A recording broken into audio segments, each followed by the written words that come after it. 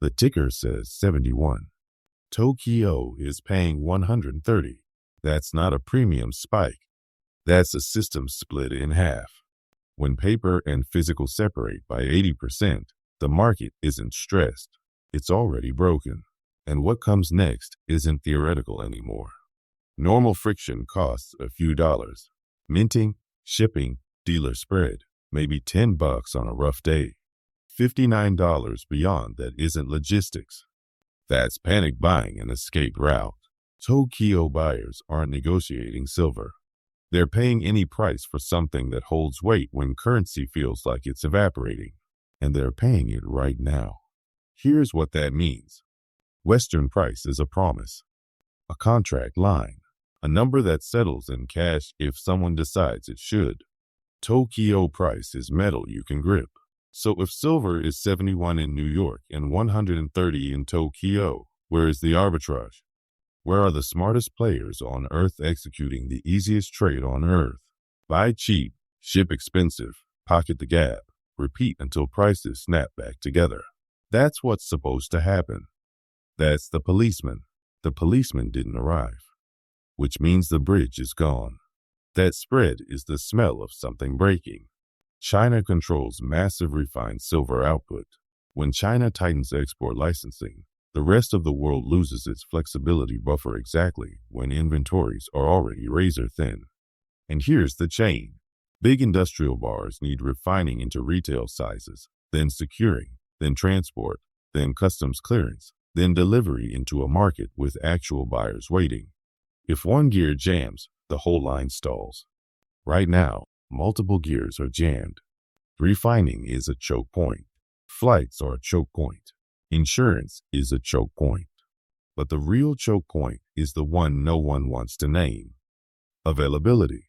Because paper inventory can exist on a report and still be functionally empty. The menu says steak. The freezer has one box of chicken. Menu is paper. Freezer is physics. Now before anyone screams the banks are finished, let's be clear. A big short position bleeds when price rises. That's real. But bleeding and dying are different words. Banks don't gamble. They run books. One side short, one side long, skim the middle. The visible short can be enormous. But the real risk isn't price movement. It's delivery failure.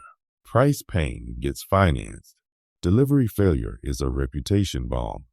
And reputation bombs trigger runs. 3 things keep getting mixed. Solvency, are you broke? Liquidity, do you have cash to meet the margin call right now? Trust, do people believe your promises anymore? A bank survives price loss if it has capital and funding access. That's armor. But trust is glass. Once it shatters, money doesn't glue it back. If you're waiting for a bank to collapse tomorrow, you'll get wrecked emotionally. They outlast leverage traders. They outlast calm. But the system has a different weakness. Not the balance sheet. The plumbing. And plumbing fails silently until it explodes.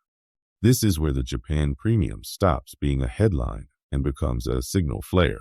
The physical market is pricing scarcity. The paper market is still pricing abundance. That divergence is the entire story. What's driving Tokyo specifically? Yes, taxes exist. Yes, retail sizes cost more than 1,000-ounce blocks, but those are small. The big driver is currency stress and buyer urgency. When people believe savings are being consumed, they stop caring about spot. They care about in stock. Availability beats price every single time.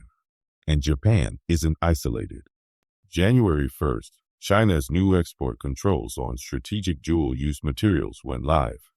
Bureaucratic language, blunt impact. Fewer entities can export legally. More metal stays domestic. The gate just narrowed. Licensing regimes cut flexible exports. The global market loses its shock absorber. And when the shock absorber disappears, every bump becomes a crash. Here's how supply chains react. Companies run just in time when supply is stable. When supply becomes uncertain, just in time dies, and just in case takes over. That's hoarding. not greed. Terror of stopping the factory. And hoarding doesn't grow linearly. It stampedes. One buyer orders extra to be safe. The next sees delays and orders double. The next sees double orders and triples. Suddenly the shortage feeds itself. That's why premiums explode. We don't need 20 takeaways. We need the ones that change decisions. Spot price is a paper reference, not a physical guarantee. An 80% retail premium is a market fracture, not a busy week. The bridge between paper and physical is constrained by refining, transport, and deliverable inventory that actually exists. Policy choke points and hoarding behavior turn a tight market into a broken one faster than any model expects. If we're wrong, it shows first in falling premiums and rising deliverable inventory, not opinions. Data. Here's the mistake.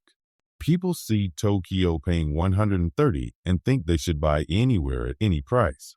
That impulse is expensive. If you pay an 80% premium, you're not early. You're donating. We don't chase panic. We position before panic reaches our street. Two worlds now exist. Reality A, paper, click to buy, tight spreads, easy leverage, easy exits, but easy rule changes. Reality B, physical silver, slow, heavy premiums, delivery waits, but no counterparty. History is ruthless here.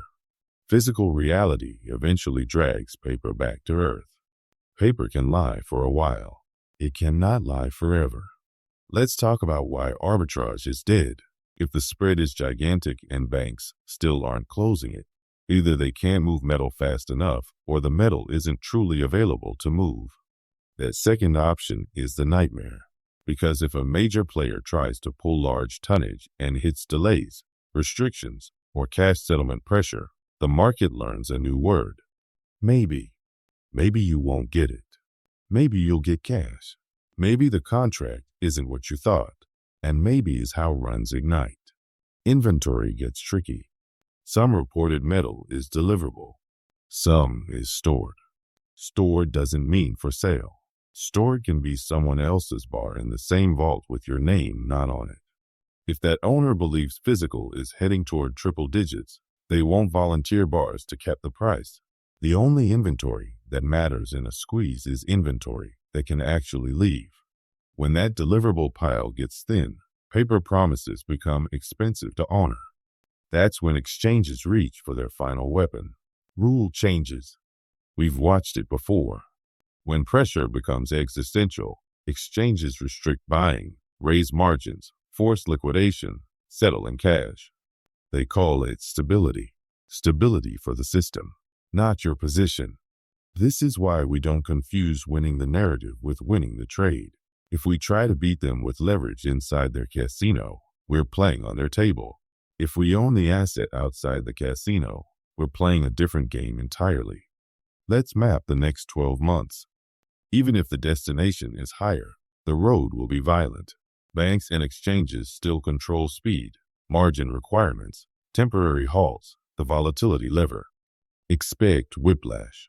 Silver rips $5, gets punched 7, crawls back by Friday. Not because fundamentals changed. Because stop losses exist. Because leveraged longs exist. Because forced selling is a tool they hunt with. If you're over-leveraged, you become their liquidity. We are not gambling. We're measuring. Our focus is on things they can't fake long. Premiums, delivery times, deliverable inventory trend. If premiums stay elevated while spot chops, that's tightness under the surface. If delivery times stretch while spot dips, that dip is cosmetic. If premiums collapse and inventory refills, that's the first real warning the squeeze narrative is fading. Japan premium teaches a strategy lesson. Japan buyers are paying for immediacy, paying to hold it now. That's survival behavior. But survival behavior isn't optimal entry. We look for the sweet spot. Premiums reasonable, product available, not surrendering half our capital to fear. We buy weight, not artwork. No cute collectibles with massive markups. In a real squeeze, industrial demand cares about atoms, not engraving. Another trap. Unallocated paper claims marketed as silver ownership. If your silver can be swapped into cash at issuer discretion, you don't own silver. You own exposure. Exposure isn't possession. If the bridge burns, exposure becomes a receipt. Possession stays a bar. When the market bifurcates, receipts get paid in the currency people are running from. That's not protection. That's a refund. Battle plan is simple. Not easy. Simple. Stop letting spot ticker hypnotize you. Your scorecard is ounces and access, not a flickering number. Treat paper volatility like weather. Loud, dramatic, not the climate. Use dips to improve entry only if physical premium stays sane and supply stays real.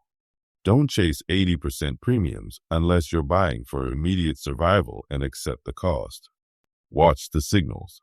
Premiums, delivery lead times, deliverable inventory trend. One more layer, and this is where it gets nasty. When premiums detach like this, it creates a feedback loop the paper crowd doesn't understand. Dealers raise premiums because restock risk rises. Buyers see higher premiums and assume it's getting away, so they buy faster. Faster buying drains shelves. Drained shelves justify even higher premiums. It's a spiral. Spirals don't stop because a chart hit resistance. They stop when supply overwhelms demand or price destroys demand. Street price is already 130. What price level actually destroys demand? 90? 110? Or something ugly like 180 where jewelry demand snaps and recycling finally wakes up? Here's the contradiction that should keep you locked in. The paper market can push spot down, but every push down makes the physical market scream discount and buy more. They tried to cap it. They accidentally accelerate it. That's a spring held underwater. You can hold it until your grip slips. When it slips, it doesn't rise gently. It launches, and the launch is when quiet people suddenly become loud. Question: if spot is 71, but real street clearing price is 130 in a major developed market, what is silver actually worth? Second question: this one matters more. If the bridge between paper and physical stays broken, where does paper price have to go to stop the physical drain?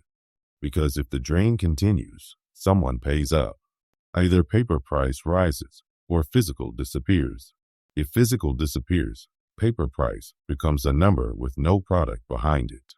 That's the moment the world stops trusting the reference. That's not a normal bull market. That's regime change. Keep feet on the ground. Premiums in one country could be temporarily distorted by local conditions. Supply could improve if refining ramps. Policy could get clarified. Those are real possibilities. But here's the thing. The premium isn't the only signal. It's the combination. Premium plus policy choke points, plus hoarding behavior, plus thin deliverable supply. When those stack, probability shifts.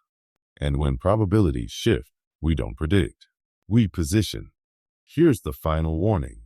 The most dangerous moment in a squeeze isn't the top. It's the middle, that messy zone where paper price whipsaws. Commentators declare the rally over every other day. Weak hands get shaken out right before the real move. That's when algorithms feast. That's when margin hikes land. That's when people quit. And that's when scarcity keeps tightening quietly. We don't need hype. We need discipline. We stay awake to the signals, and we remember what actually happened. A major market is clearing physical silver near 130 while the West prints 71 on a screen. That's not a headline. That's a crack in the floor. If you felt that crack, you're not crazy. You're early. Do this. If you're watching from somewhere premiums are exploding, drop your local price and wait time in the comments. That data helps the whole community see the map. If you want us tracking these fractures every week, fast, clean, no fluff, hit subscribe. Next, we track which market breaks first. Premiums, inventory, or trust. Because the next update isn't about Japan. It's about what happens when the cheapest delivery market on earth starts getting drained by buyers who finally stop trusting cash settlement. And when that starts, the ticker won't lead the story.